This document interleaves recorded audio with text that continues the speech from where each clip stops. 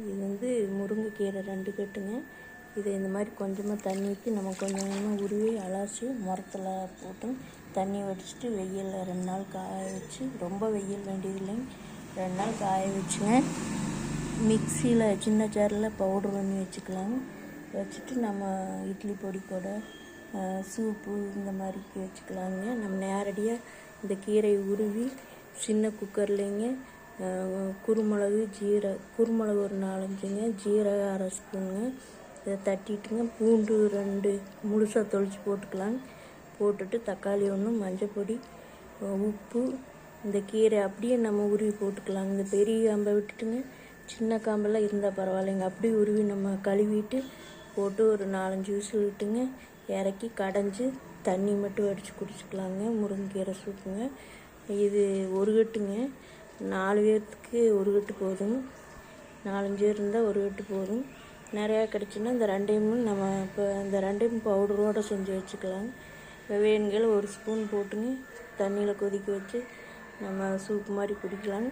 இல்லாட்டி நம்ம ரசம் மிச்சமாச்சுன்னா அந்த அடி மண்டி இருக்குமில்லங்க, அது கூட நம்ம அந்த 1 ஸ்பூன் முருங்கை இலை பொடி போட்டுங்க தண்ணி ஊற்றி கொதிக்க வச்சு வடித்து குடிச்சிக்கலாங்க. அப்படின்னு செய்யலாங்க. முருங்கைக்கீரை தலைமுடிக்கெல்லாம் ரொம்ப நல்லதுங்க, கண் பார்வைக்கு நல்லதுங்க, இரும்பு சத்து இருக்குதுங்க. ரொம்ப முருங்கைக்கீரை வந்து ரொம்ப நல்லதுன்னு சொல்லுவாங்க. அந்த காலத்துலேருந்து முருங்கைக்கீரை கிடைக்கிறப்ப நம்ம இப்படி வாங்கி வச்சுக்கலாங்க. நம்ம இப்போ வந்து ஒரு நாள் வச்சுருந்தோம்னா தானாக உதிர்ந்து போயிடுங்க. இப்போ நம்ம கீரைக்காரங்கிட்ட வாங்குறப்போ உதிர்ந்ததால் தான் நம்ம இப்படி வச்சுருக்குறோங்க. நல்லா புழிஞ்சிட்டுங்க இந்த மாதிரி வச்சுக்கலாம். இதே உருவி இது வந்து ஃபில்ட்ரு தண்ணிங்க, நல்ல தண்ணி தாங்க. இதில் ஏதாச்சும் பழுப்பு தண்ணி, இந்த பழுப்பு இலையெல்லாம் இருந்ததுன்னா இந்த மாதிரி பொறுக்கி எடுத்து வச்சுக்கணும். நம்ம வந்து இப்போ இதெல்லாம் உருவிங்க மாடியில், மொட்டை மாடியிலையோ இல்லை முன்னாடி வெயில் அடிச்சதுனால, இலை வெயிலாக இருந்தாலும் கூட பரவாயில்லைங்க, இந்த மாதிரி பெரிய தட்டில் நம்ம காய வச்சுட்டுங்க. இதில் தண்ணி வருங்க, கடைசியில் இப்படி சாய்ச்சோம்னா நம்மளுக்கு தண்ணி வந்துடுங்க. தண்ணி அப்படி சொட்டு சொட்டாக வந்துடுங்க.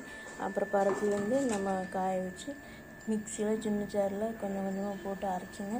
பாதி ஜாராக அரைக்க கொஞ்சம் கொஞ்சமாக நம்ம காஞ்ச இலை போட்டு அரைச்சிக்கலாங்க. அரைச்சி ஒரு டப்பாவில் போட்டு வச்சுக்கலாங்க. நம்ம தேவைப்படுறப்ப நம்ம எப்படி வேணாலும் தோசைக்கு தூவி விட்டுக்கலாங்க, இட்லி பொடி கூட கலக்கலாங்க.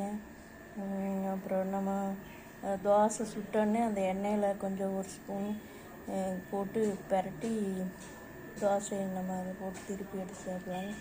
எந்த மாதிரி வேணாலும் ஏதோ ஒரு வகையில் நம்ம முருங்கைக்கீரை சேர்த்துக்கலாம். முருங்கைக்கீரை சூப்பு எல்லாமே வச்சுக்கலாங்க. முருங்கைக்கீரை இன்றைக்கி வாங்கினதுனால இந்த வீடியோ போட்டேங்க.